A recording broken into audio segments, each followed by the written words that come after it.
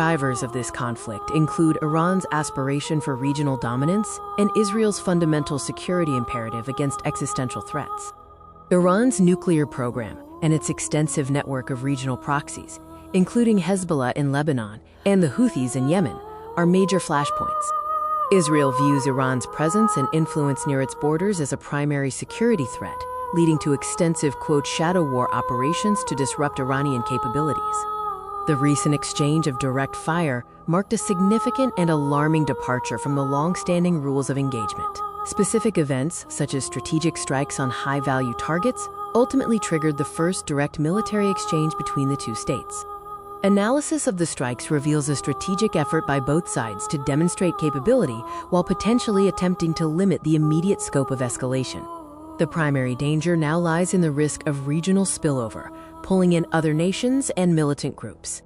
Proxies in neighboring countries like Lebanon, Syria, and Yemen are crucial vectors for conflict, complicating de-escalation efforts immensely. The potential for involvement from the US or other world powers adds another layer of volatility, raising the stakes exponentially. The strategic outlook suggests both Iran and Israel are currently seeking to establish new deterrence parameters without plunging into a full-scale war. International diplomacy and back-channel communications are critical for establishing de-escalation pathways and preventing miscalculation. Despite tentative pauses, the immediate threat of a wider regional conflict remains high as long as underlying tensions persist. This is a defining moment for Middle Eastern geopolitics, with the risk of uncontrolled escalation posing a severe threat to stability. In summary, the direct clashes between Iran and Israel have created a high-risk situation where regional war is a clear and present danger. Continued vigilance on the diplomatic front and careful risk management are the only hope for avoiding a catastrophic regional conflict. The ongoing tension between Iran and Israel is one of the most volatile rivalries in the Middle East. But what is the true history behind this confrontation?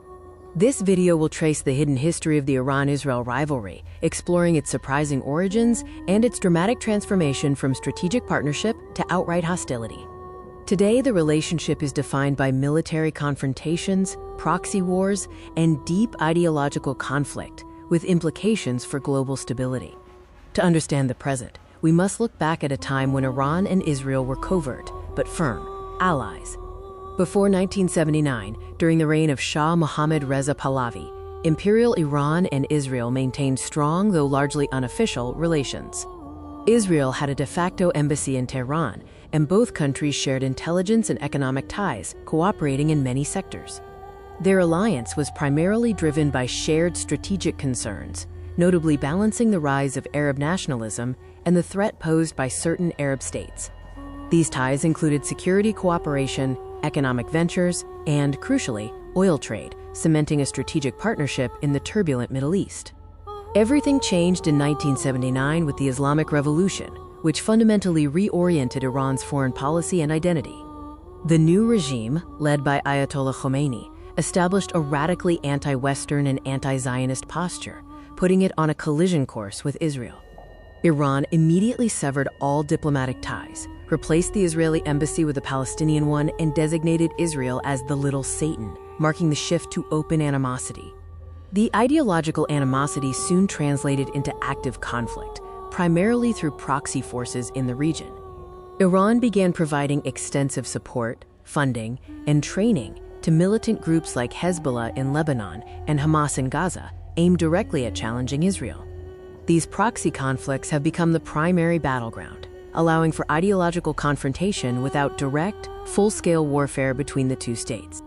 The nuclear ambitions of Iran added a critical, existential layer to the rivalry, defining much of the modern tension.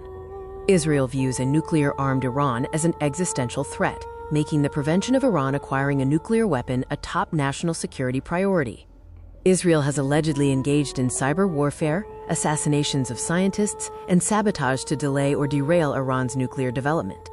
In recent years, the rivalry has intensified, expanding into a direct regional power struggle. Syria, in particular, has become a major flashpoint, with Israel targeting Iranian and Iranian-backed forces establishing bases near its borders. This shadow war involves continuous airstrikes, maritime incidents, and cyber attacks, keeping the region on constant high alert. The Iran-Israel rivalry is a deep-rooted geopolitical struggle shaped by ideology, security concerns, and regional power. Its future remains highly uncertain, with potential for further escalation. Welcome to an in-depth look at how two of the Middle East's most significant powers, Iran and Israel, have constructed their formidable military capabilities. This video will explore the unique paths, strategic decisions, and geopolitical factors that shape the military might of both nations. The rivalry between Iran and Israel is one of the most defining geopolitical dynamics in the Middle East, with both vying for regional influence and strategic advantage. Understanding their military development requires looking back at the historical contexts, from early geopolitical alignments to transformative internal conflicts and external pressures. Let's first examine the military evolution of Israel, a country founded under immediate security threats. In its early years, Israel heavily relied on external support and critical technology transfers, primarily from Western powers, to establish and modernize its defense forces. A key strategic focus for Israel has been maintaining a qualitative military edge, or QME, achieved through relentless technological superiority over its adversaries.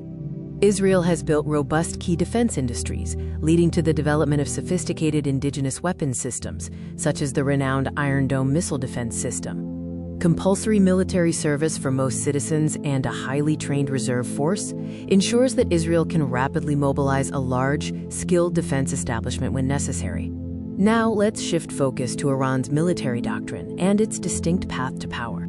Following the 1979 Islamic Revolution and facing decades of crippling international sanctions, Iran's military development pivoted towards self-reliance and internal capacity building. Iran emphasizes asymmetric warfare, developing sophisticated missile technology and cultivating a powerful network of regional proxy forces like Hezbollah and others to project power.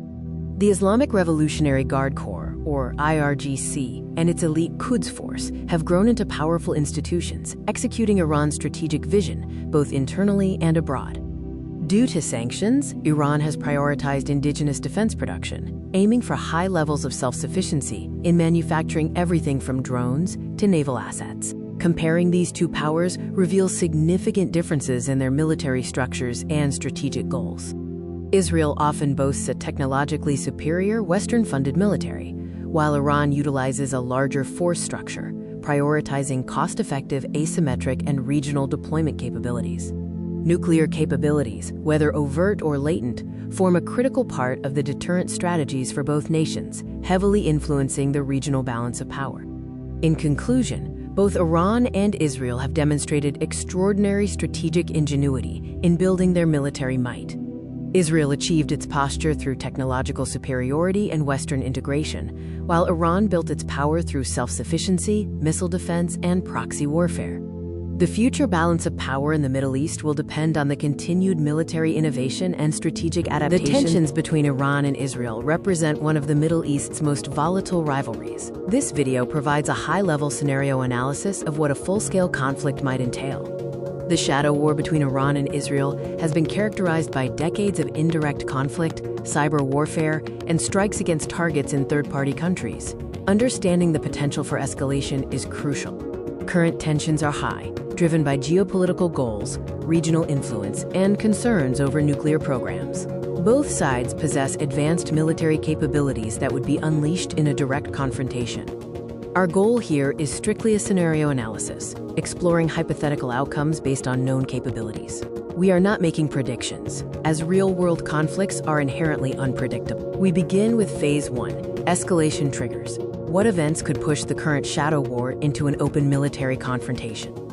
Potential triggers could include a large-scale, retaliatory strike on critical infrastructure, a significant casualty event involving high-ranking military officials, or a major miscalculation in cyberspace or a third-party territory. Iran's extensive network of proxies, including Hezbollah in Lebanon and the Houthis in Yemen, would almost certainly be activated. This ring-of-fire strategy aims to open multiple fronts against Israel simultaneously. If the conflict escalates, Phase 2 would involve direct military exchanges between the two sovereign nations, moving beyond proxies and third-party strikes. Israel possesses a technologically superior air force and sophisticated missile defense systems like the Iron Dome and David's Sling, crucial for protecting population centers against mass missile attacks. Iran relies heavily on its vast arsenal of ballistic and cruise missiles, alongside advanced drone swarm technology, designed to overwhelm enemy defenses and target strategic sites across Israel. Moving into Phase 3, regional repercussions. A direct conflict would not remain localized. The effects would reverberate throughout the Middle East.